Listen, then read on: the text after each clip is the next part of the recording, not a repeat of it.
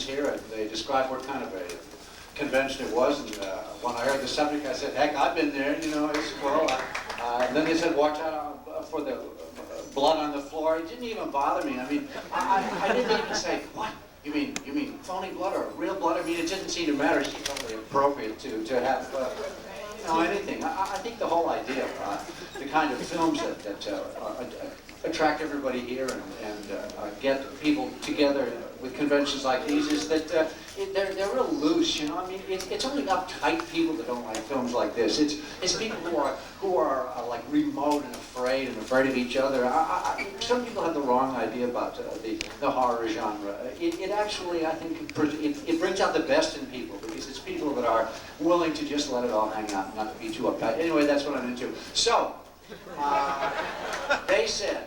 They asked me, would I answer some questions here? So go ahead. We don't have that much time. I'm ready. Go ahead. Ask me. Once more. Will we see Norman again? Okay. And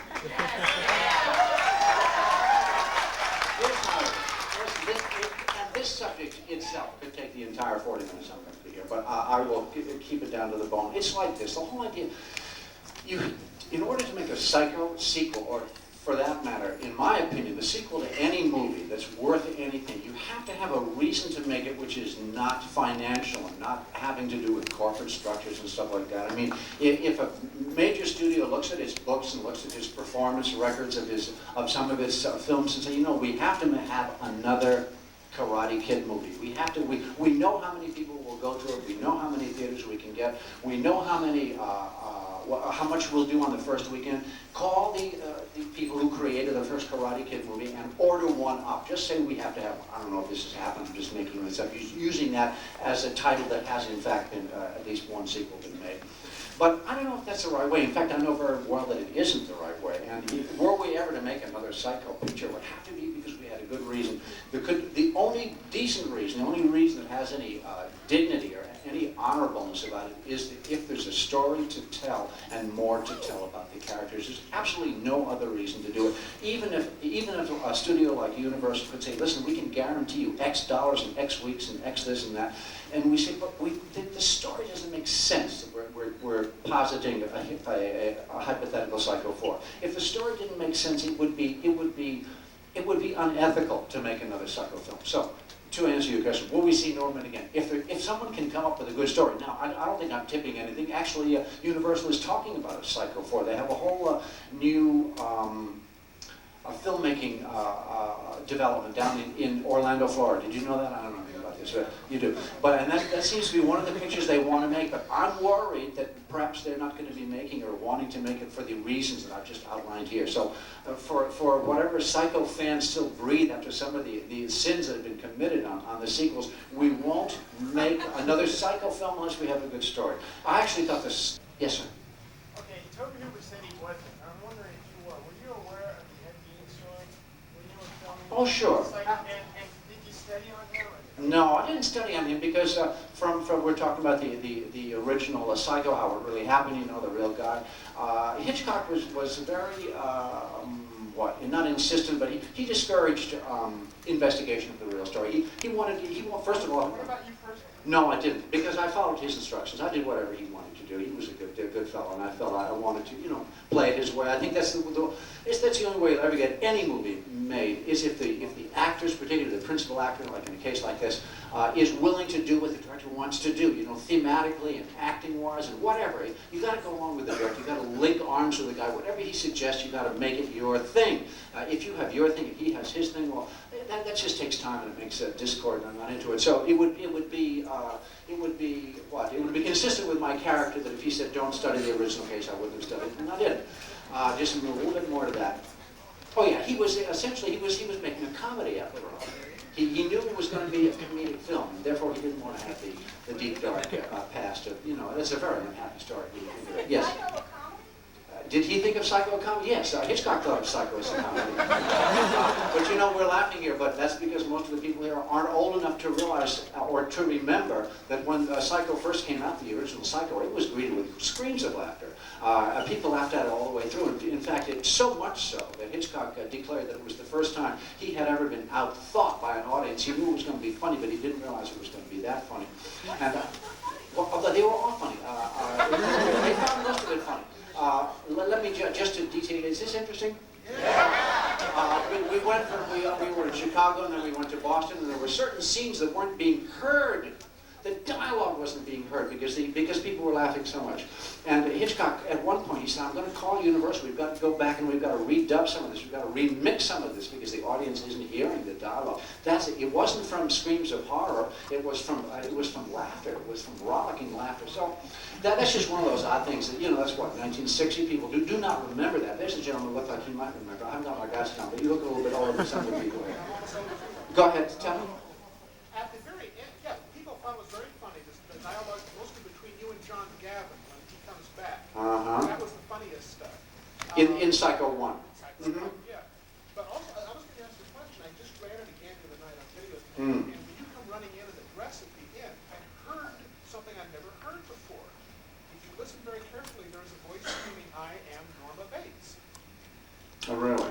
Yeah. It's been a long time. Because I know you didn't do the voice. No, I didn't. It's also very funny. There's a scream in there. There's a sort of a silent scream when Gavin grabs Norman, and the wig comes off and that whole deal. But the reason that scream is silent is that I was working in New York at the time. I was doing a musical comedy. I was singing on stage. And I couldn't strain my voice to do this scream. And Hitchcock understood perfectly, and we got along real well. It was a love affair right from the start. And he said, fine. He said, we'll put the scream in later. But when he saw it, he liked it so much with the silent scream, he left the silent scream in. So that's how that happened. Yeah, way in the back.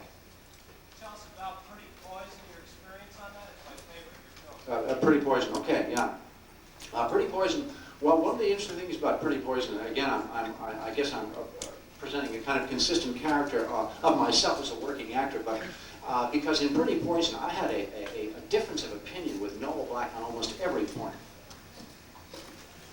Noel Black and I couldn't see this thing together on anything, right from the very first meeting we had.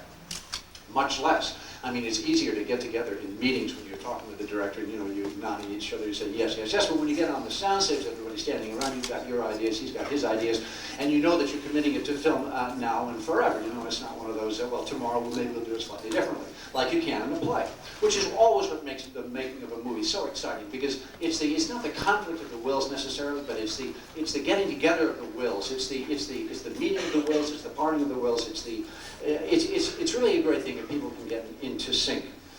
But I was opposed to his ideas on every level. And it was funny because I didn't want to take any time. So on the way in, I would say, look, Noel, this is what I think should be going on in this scene. And this is what I think he should be doing, one thing or another.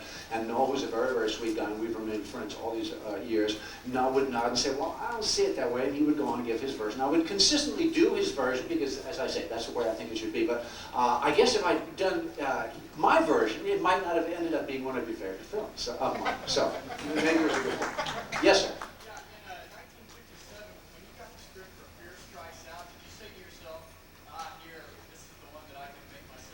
Fear Strikes Out. Could I really connect with that part? Actually, how did that happen? I can't remember. See, was that a talking picture? Was that something?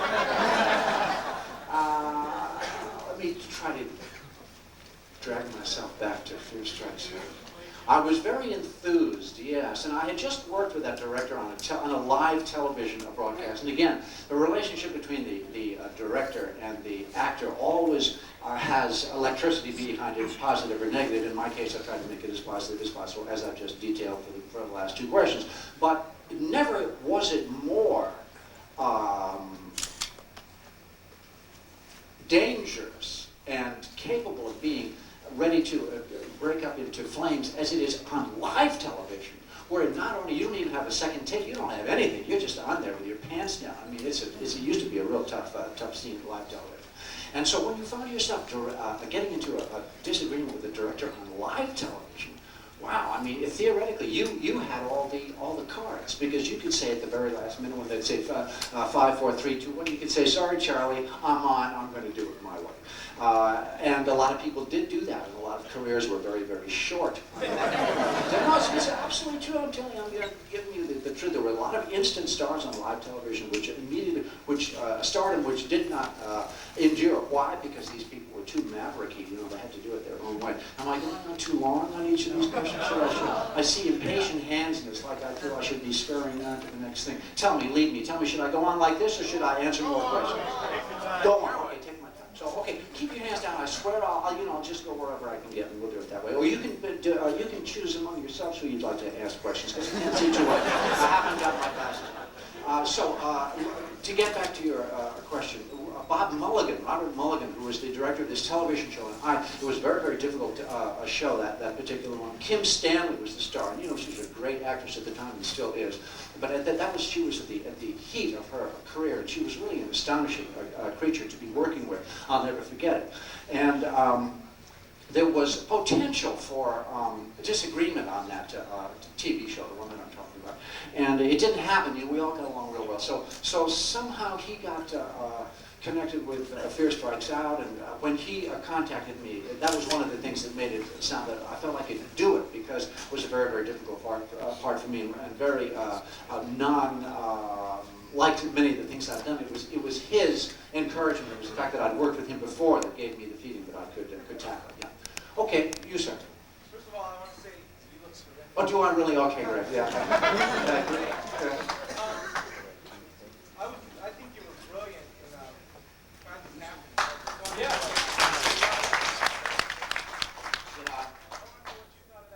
Oh, I like the part very much. And now I could talk I could do about 5 minutes on Crimes of Passion. Should I do that? Okay. Crimes of Passion is one of those, again, it's the whole director thing. You know, Crimes of Passion is one of those things where I really, really got along tremendously well with Ken Russell. In fact, I'd never met the man. I was cast in the role without ever meeting him. We basically only met right there over costume fittings and reading the show. I mean, it could have been a real, again, one of those big combustible things, because he is the guy who does not suffer fools gladly. And you can quote me, this man is a maverick, and he's brilliant, but he does not like to be fucked around with. I mean, he is,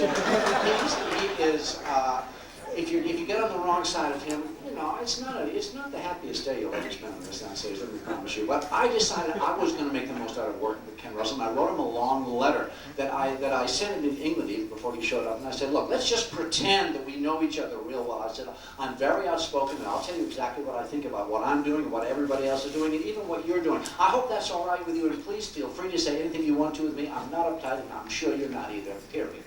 Well, I never heard anything from him. He didn't answer the letter. He didn't. I didn't expect him to. I was just expecting to get together with him, as we did. So there we were, reading the script for the very, very first time, and it was, again, one of those combustible things. Is everybody going to get along? Is Kathleen Turner going to be okay with me and with the guy, you know, John Lofton? He was fabulous. And so we read the script, and I thought it was somewhat. I thought it needed more juice. And the part that I was reading, the part that I was playing at the time, was a psychiatrist. The guy was a psychiatrist. He was a shrink. He sat behind his desk, and he sort of had these long monologues. If you recall, there was some long speeches and things, and those were speeches which he spoke into a tape recorder. And he was like her shrink. And I said at this meeting, you know, it seems to me this shrink thing is a little old. I mean, we've been through the whole shrink number. I mean, why couldn't this guy be something else other than a shrink? Like what? I said, well, he could be anybody. He could be just a weird guy, like a wild guy, like one of those guys on the boulevard, you know, who carries around a little stand and does a whole Bible trip. How about that? Turned to the writer and said, that sounds like a good idea. Fix it. Now, I call that a really wonderful director. For several reasons. One, he wasn't afraid to listen to an actor and say, oh, that's a good decision or a good suggestion. In other words, he wasn't afraid to accept it, which made him a big guy. And he also wouldn't have been afraid to say he thought it was a bad idea. That also would have been okay. And it also showed that he had an elasticity of mind, an elasticity of decision-making, which would permit him to change his own mind and have his own mind be altered. And, you know, altered states, sure. I just thought it showed such a big guy.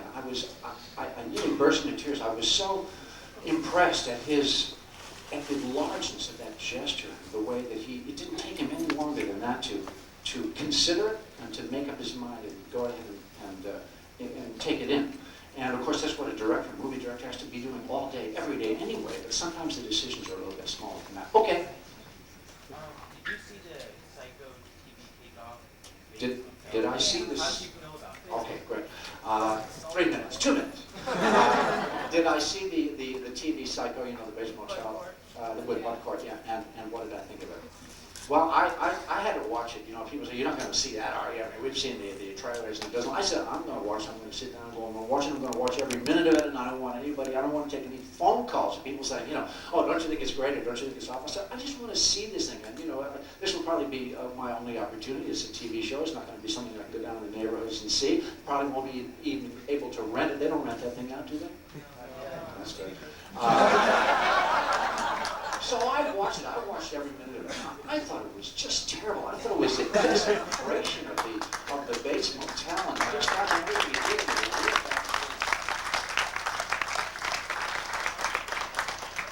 And Bud Court called me and he said, you know, what do I do? I said, you just got to get this together, you know, because actors, when it comes down to the crunch like that, you know, you'll very, very seldom find one actor saying to another actor, forget it, you know, you asked for this, you've got it, you know, lose my number, take me out of your Rolodex. I sympathized tremendously with Bud Court because I thought it was going to be a real difficult thing to do. I had read the script previously, by the way, and when he called me and he said, you know, what do you think I should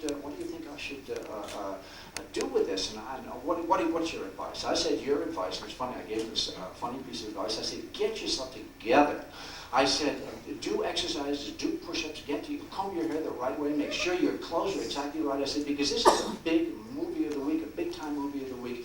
People, casting directors and people are going to evaluate you and your look and what you do for the next 10 years or 5 years on the basis of this thing. So it's very important. This is big exposure for you. So basically I gave him actor's advice. I said, you know, really be good in this, and I wish you well. And I definitely did. You know, I mean, as I say, most of the time actors are very on each other's sides.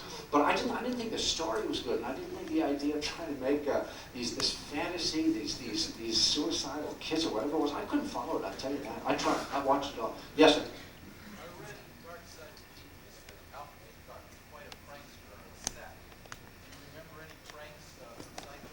Less of a guy in my book. One of the things he did to Janet, which was kind of funny, at one point I said, I've tried to tell this story. I really can't ever get the story right. The story always sounds real dull, but I'm going to tell it anyway, because if you think about it, you can make up your own version of the story.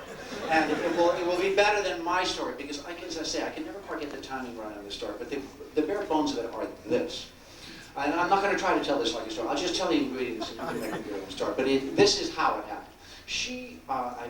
This is where the story doesn't go anywhere. It's already had its last, whatever there is to it, because finally she caught on, you know? I mean, that's the end of that story. It doesn't have any ending, this story. I'll have to work on the story. But that's what happened. But that was an example of him playing a joke on her. And it was innocent. She got a good laugh out of it, too, you know? Any movie, any feature film particularly, can use some little stupid thing like that to kind of break up a day. And he was a master of that. Yes, sir, way in the back.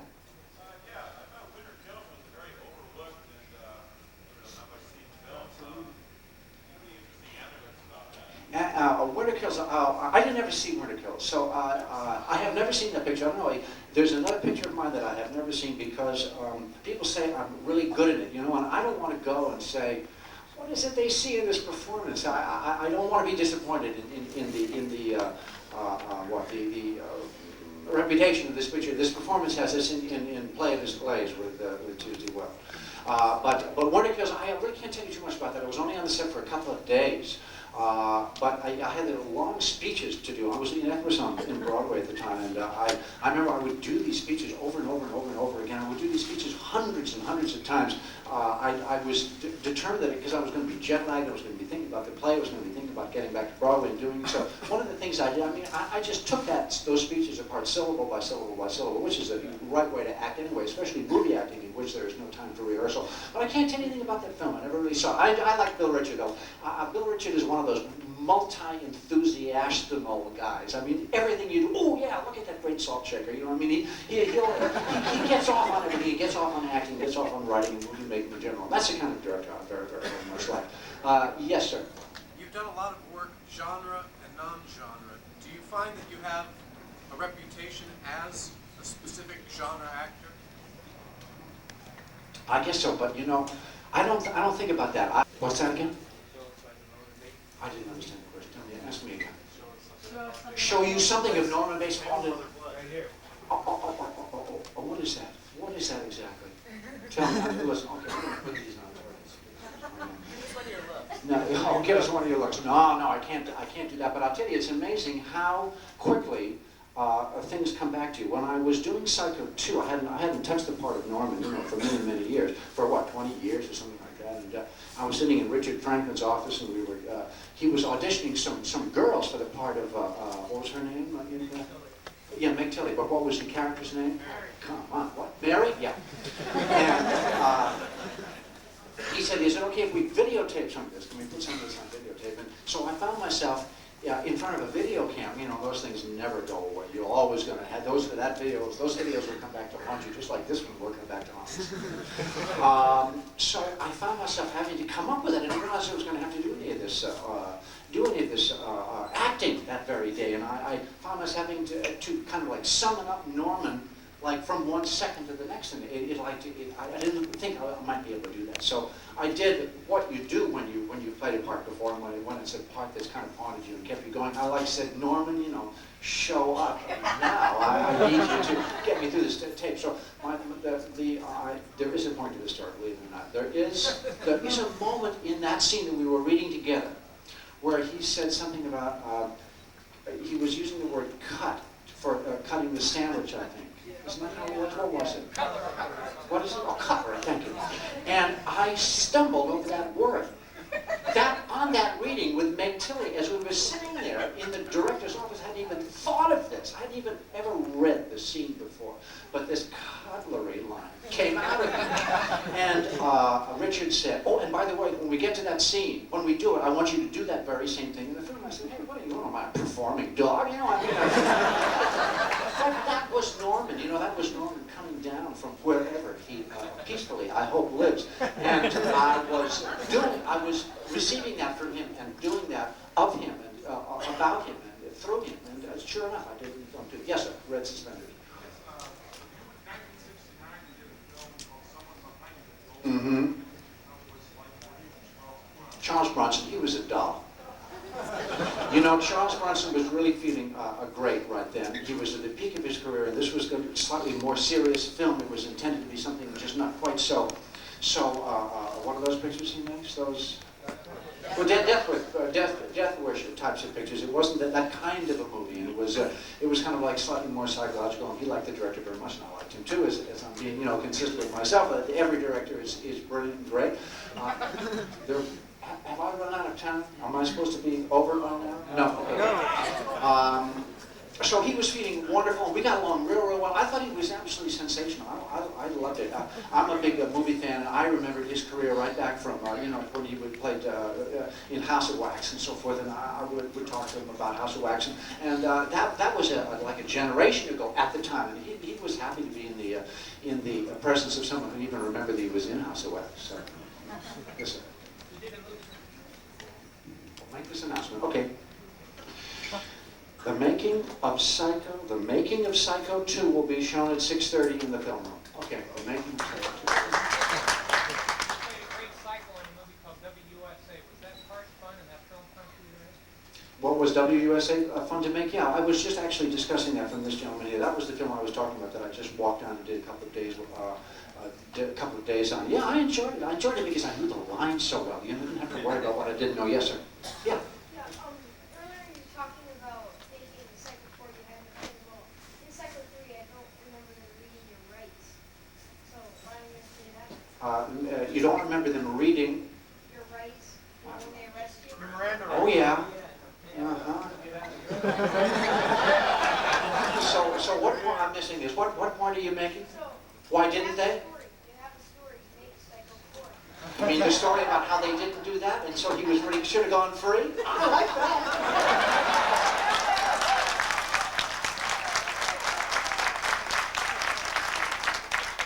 Yes, you.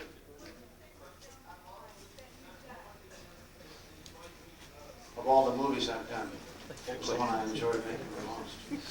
I guess maybe the most enjoyable one was the first really big one I made, that Friendly Persuasion picture, because you know I wasn't really in the spotlight there. I was able to sit back and watch Gary Cooper. You know, that's it. They don't make them like that anymore, I tell you. And I didn't have to carry the picture myself. I was just working once in a while, and it was beautiful, and I thought the message was good, and William Wyler was a genius, and in those days, they used to have the greatest lunch. I mean, lunch, with the lunch table, with the lunch on it would stretch the length of this ball. You know, the guys in white hats carving these things. I mean, it was far out. But I liked the writing of that, and I liked the way, I liked the fact that I didn't know anything about movie acting, so I didn't have to be technical. I didn't have to think about anything. I didn't have to know about lenses and know about camera moves and know when to be one way or another. But things that most movie actors know. The director, I thought his ideas for making the trial were crazy, and I thought his version of the part that he was having me play was insane. I mean, I couldn't get into I couldn't emotionally be in agreement, in accordance with what he was asking me to do, but nevertheless, I did it. Right? Perplexed? I was perplexed.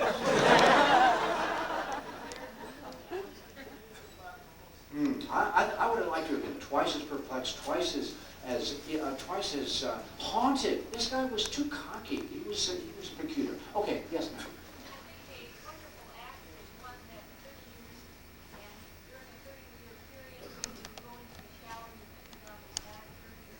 Yeah, I know. And that's an imprint, isn't it? Mm-hmm. Oh, it definitely has rubbed off to the next generation.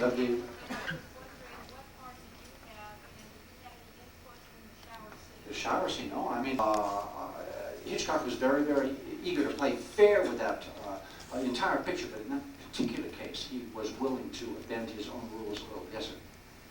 Psycho received several nominations at the Oscars, and the basic bottom line is that it's an extraordinary performance by yourself.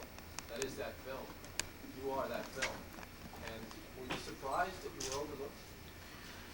Oh, I don't know. I never paid much attention to that kind of stuff. You know, I tell you, this is the Oscars, and how come didn't I get nominated for Psycho? And didn't I feel bad? And I guess I did. But you know, that sort of a film, that sort of a role has never been the role of a killer, of a psychotic guy who's antisocial and dangerous and murderous. That's not typically a nominated role. I mean, I may be wrong. Is it? Can anybody come up with a? Nobody did a great job. Who? Frederick March, yes, but he was essentially a good guy who sacrificed himself at the end and committed suicide. So Mr. Hyde wouldn't. Fatal. Sure. Okay, so that's one. But there are few. Of course, there would be one, and there probably are half a dozen. But there are few. There are very, very few. But to tell you, I had a good run-in with the Oscars. Though after this, I could hardly be expected to be too uptight about it because I shot my wad on that entire one, and that was I'm in Rome in a cafe, you know, and I'm listening to the nominations for Friendly Persuasion and for Best Supporting Actor, whatever year that was, 1956 or 57, whatever. And they said, and the winner is, so help me, and the winner is Anthony Quinn. Now, you know, in that split second, your whole life, your career. So, I mean, it was like, what else can happen to me now? Having been through that one, having narrowed the odds to 2, it's a 50-50 flip of the coin. So that was tough. Sure. I've heard a rumor that somewhere in the vaults at Universal there's a color version of the original Psycho that Hitchcock had shot. A color version of the original Psycho? Boy. They said given away or something. Oh, I don't think so. I wouldn't imagine that would be true. If you think about it, if you reconstruct how that particular rumor would start, it's not founded in logic really, because his job, what he wanted to do was make it so inexpensively. It would have meant that he would have had to strike the black and white print off of the color negative, and it's clearly not that, so he would have had to make two versions. I think if you really look at it clearly, if you really take that question seriously, you'll see that it couldn't be so. He wouldn't have been able to make it as reasonably as he did to have a separate color negative, and the negative, the print that we have is clearly a black and white negative, not something that's been struck in color. Yes, ma'am. Could you tell us something about the last of Sheila? Last of Sheila. Okay, I thought The Last of Sheila was a good idea and a very, very fine script. And no, I mean, I really did. The fine part was getting to work with Stephen Sondheim. You know, that obviously made it fine right there. But I thought The Last of Sheila as a movie had some slow spots in it, which don't keep it as quick as it. Well, we had something in mind a little bit zippier. And I thought Herb Ross did a beautiful job of putting it on, but the style of the film, we had envisioned something a little bit more almost comedic. Sure. A little bit, can you talk a little bit about your new project? My new projects? Oh, you mean Mr. Christmas Center? Okay. Was anybody there? Was anybody at the screening of Mr. Christmas Dinner the other night? I'd like to have a word with you privately. I want to know, you know, because there's nothing more revealing than running your picture for the very first time in front of an audience. It's fascinating, you know, all the things that you didn't think would work that worked, and all the things you thought would work that don't work. I mean, it's a most amazing experience, and we had one of those last week, and we're now back in the editing room, you know, doing the things that you do. You make the things that work more predominant, and you try to figure out why the things that didn't work. It's a comedy. It's strictly a comedy. It's not a movie about cannibalism. That's one of the things that we're really going to have to fight when we sell this movie, because it seems to be about cannibalism. And as the story starts to, I'll be right with you, sir. I see you with your cap. You will be next. As the story unwinds on the screen, the story of Mr. Christmas Dinner, you feel you are seeing a movie about cannibalism, and that's a subject that I think most people don't want to see. I mean, I'm not talking about Motel Hell, always one of the greats, you know, I'll see that every time. I mean, this truly one of the big, heavy films of all time. I mean, that enters the pantheon, doesn't it? What is it? Where they're feeding those poor geeks? But I ran those films, and I looked at Eating Raoul, and I looked at some of the other pictures which sort of fringe on cannibalism. I didn't like the subject, and I wanted to make sure that the picture we made, the comedy that we made, who answered that question? Where are you, sir? Yeah, the comedy that we made wasn't, you know, didn't make people squeamish about it, and I think we succeeded. But the problem is, the thing we're going to have to make an audience aware of is that our movie isn't about cannibalism. It doesn't have a cannibalism. It doesn't have cannibalism scenes. It doesn't have cannibalism grossness, and that may disappoint some of the people who are sitting around here who would prefer that it did. But in all honesty, in defense of the picture, it's a comedy. It's not a cannibalism picture. The other thing I'm about to do, real soon, next week, next Sunday week from today, I'm going on to make yet another version of Dr. Jekyll and Mr. Hyde. You know, I mean, wow. So one more to go.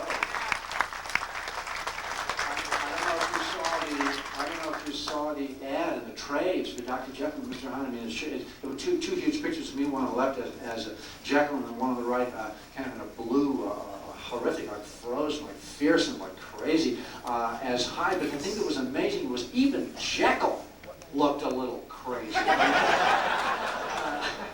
I must take that along with me, because I think it's more fair if Jekyll also has his problems. You know, if Jekyll is all like Spencer Tracy, real perfect, you know, 30 Seconds Over Tokyo, real noble and perfect, and then he becomes Hyde. I don't think it's as perfect as if you see, or it's not as appropriate, I meant, to Stevenson's novel, is as help me with a sentence. It's not as appropriate as it would be, or hopefully will be, when you see that Jekyll himself is a little screwy.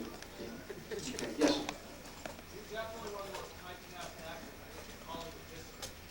I want to know, was there any scripts that you had turned down that maybe now you wish you wouldn't have, or any characters, contemporary characters that were offered to you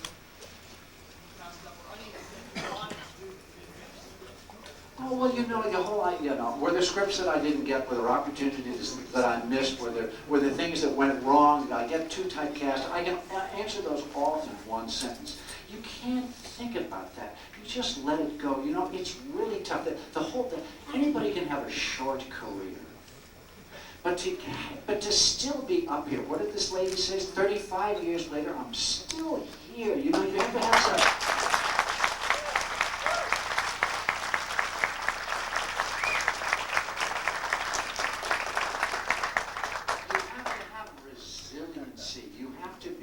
You have to be able to bounce back. You can't let it crush you. You can't let it get you. And there's so much that can get you.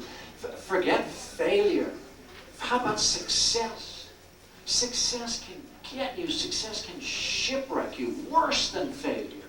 Because when you have it all, and you suddenly see your whole life as perfect in front of you, well, sometimes that's impossible. Many times. Well, I don't need to name the names. The hundreds of names that have either gone down the drain or lost their magic or turned their lives in the wrong direction. I mean, it's the toughest business. Jesus, you got to keep bouncing. You know, you have to let go. You never to have any regrets. To have any regrets in any life is crazy and stupid. And of course, as you get older, when you get an advanced age like I am, it's easier to. Well, no, I mean seriously, it's easier to be able to let things go. But I think all my career, ever since I first became a star, you know, in 1957, something like that, I was over the title. I was over the title on Broadway before that, 1954.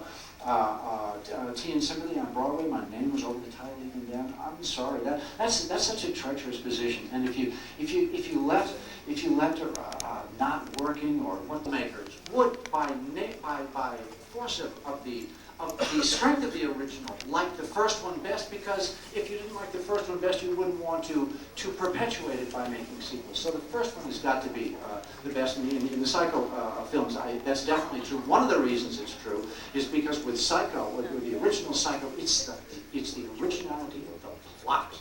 People say, and this happened, and this happened. You can tell the story of Psycho 1 around a campfire to Boy Scouts who have never heard the story before, and it will work as a story told, told at night and sitting in a ring. So that's marvelous. There are very, very few films can make that statement. Even very, very few horror films. So original. The story itself, you say, what? It's what he did, what she did, what. I mean, that's obviously missing. That's an ingredient, and a very important ingredient that is missing from the second and third Psycho pictures.